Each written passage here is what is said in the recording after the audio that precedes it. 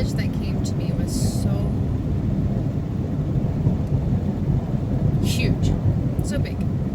So before I start, if you have absolutely no idea what I mean by transmuting energy, I'm going to explain that. Okay, so transmutation is turning one thing into something different, okay? And usually you see this in alchemical practices in the Middle Ages, where they were trying to turn base metals into gold because green, But in this case, we are talking about turning negative energies, like doubt, we were going to talk about today, into basically your superpower. So when we take a pain or a negative energy and we turn it into a superpower, we are basically changing that energy from one thing into something that will help us to be able to see through the illusions in the future. So for example, an energy like jealousy. If we take the energy of jealousy and we transmute it and turn it into our personal power, then we can see that jealousy is actually a motivator that tells us what it is that we want in our lives, okay? So instead of seeing jealousy as jealousy, we can unwind it and rewrite its story into a deeper understanding of our desires. So, jealousy then becomes divine desire. Now, when we are talking about the energy of doubt, okay, when we think about self-doubt, usually these are caused by either past failures or people in our lives that told us, oh, you shouldn't do that, or you can't do that, or you'll never do that, you'll never be able to reach that, okay? Or it could even be like, maybe you, when you were younger, you tried a specific career field and you just didn't make it. And that created doubt in you. Now, if we take that particular example and we look at it like, okay, well, maybe like when I was younger, I tried to get into dancing. But I tried out for an audition and it crushed my soul so much that I gave up dancing forever. I'm not saying that I personally did this. But that's the kind of thing that I'm talking about, like the doubt that was seated inside of your mind. Or if you come from a toxic family environment where they were always telling you, oh, you're too sensitive, or you're too much, or you're too loud, you aren't good enough, you're bad, whatever it may be, whatever negative energies they put inside of your mind, okay? These have become seeds of doubt that stay with you in your adult life, okay? So let's go back to that dancing. Let's say you had a family member who was always criticizing your dancing because they're like trying to live vicariously through you. They had a dream that never came true, and so they're pushing for you to do that particular dream, okay? And your failure in dancing and you giving it up created that seed of doubt in your mind that you're not good enough.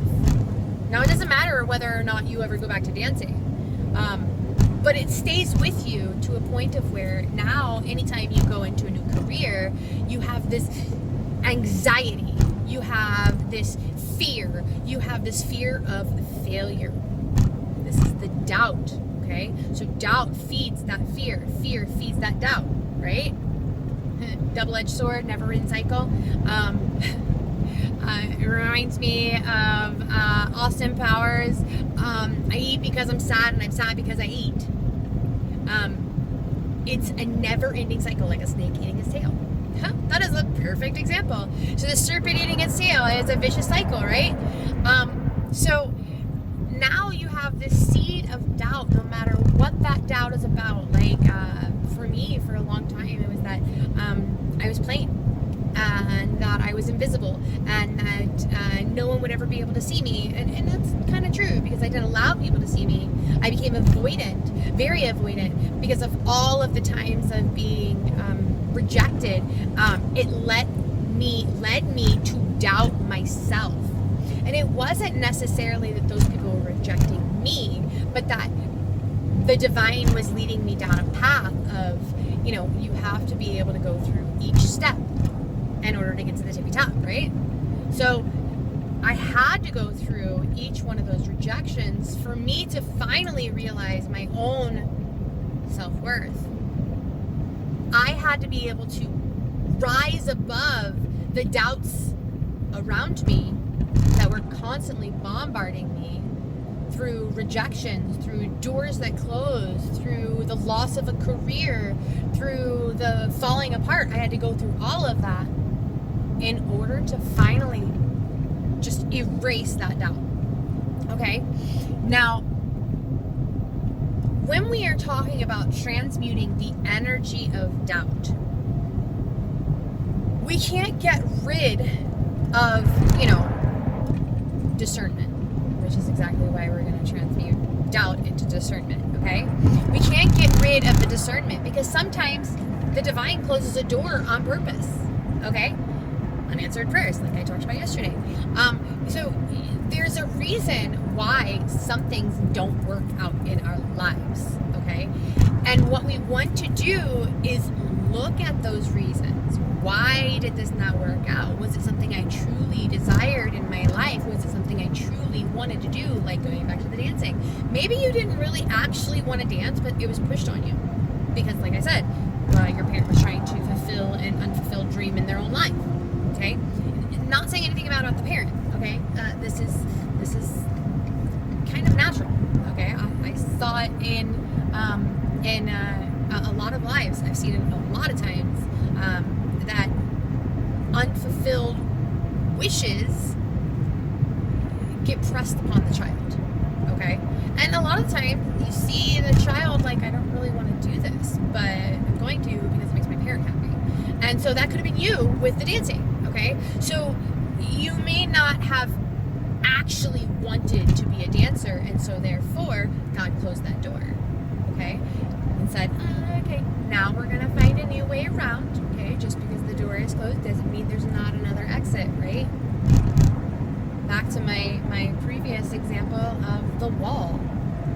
Yes, there is a wall all around you, but there are so many different ways that you can get through that wall, whether it be crashing through that wall, digging underneath of that wall, climbing over that wall, whatever it may be.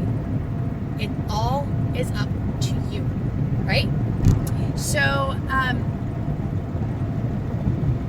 we want to know when is the time to move on to the next door. When is it time to try a different approach? This is the important key. That's why we're going to transmute that energy from doubt into discernment. And you do that by analyzing all of your doubts, all of them, not just a few of them, but all of them.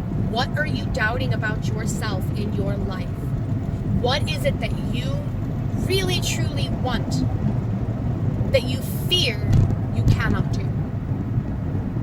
Once you figure out your doubts, once you can truly see what's holding you back, you can overcome that doubt. And this is where the discernment comes in. And we change that doubt into discernment. So, I hope this helps. You have a wonderful day.